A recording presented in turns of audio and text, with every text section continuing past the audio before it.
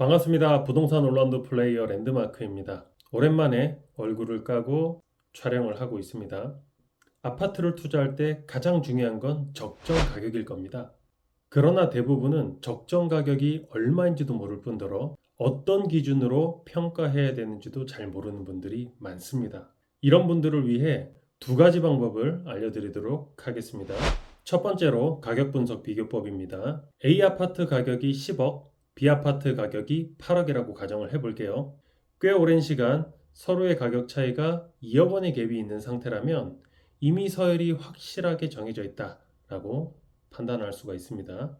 대외 변수 및 향후 호재 등을 제외한 상태에서 A 아파트가 2억이 더 올라서 12억이 되면 B 아파트 역시 가만히 있을 수가 없겠죠.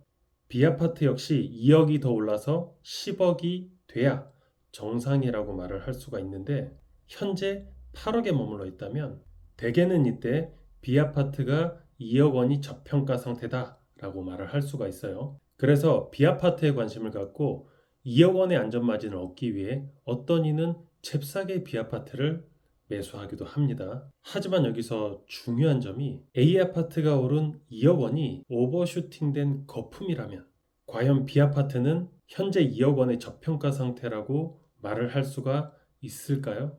분명 아닐 거예요. 이때 이것을 2억 원의 안전마진이 있다라고 판단을 해서 8억 원에 매수한 사람은 본인이 상투를 잡은 줄도 모르고 2억 원의 안전마진에 아주 좋아할 거예요. 그런데 안타깝게도 시간이 지나서야 본인이 꼭지에 샀다라는 것을 알게 됩니다. 이처럼 부동산을 단순 가격 비교로 모든 것을 판단한다면 손실을 볼 수가 있습니다.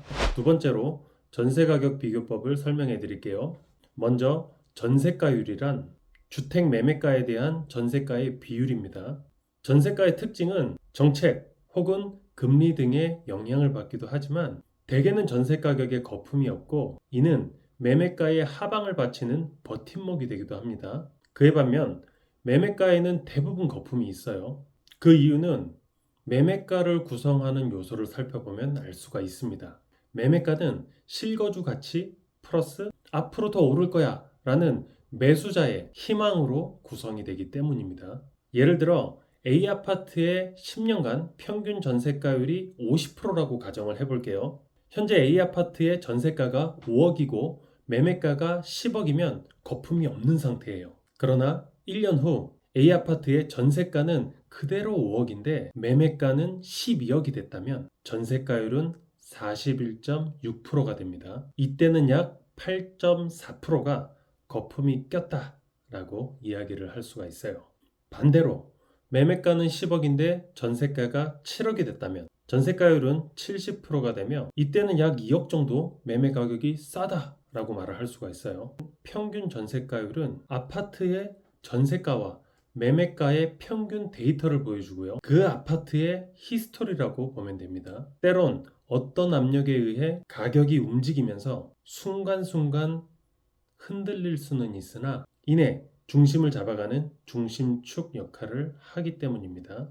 정리해보면 가격의 적정성을 살펴볼 때는 단순 가격 비교법보다는 전세가율 비교법이 더 정확하다라고 말을 할 수가 있습니다.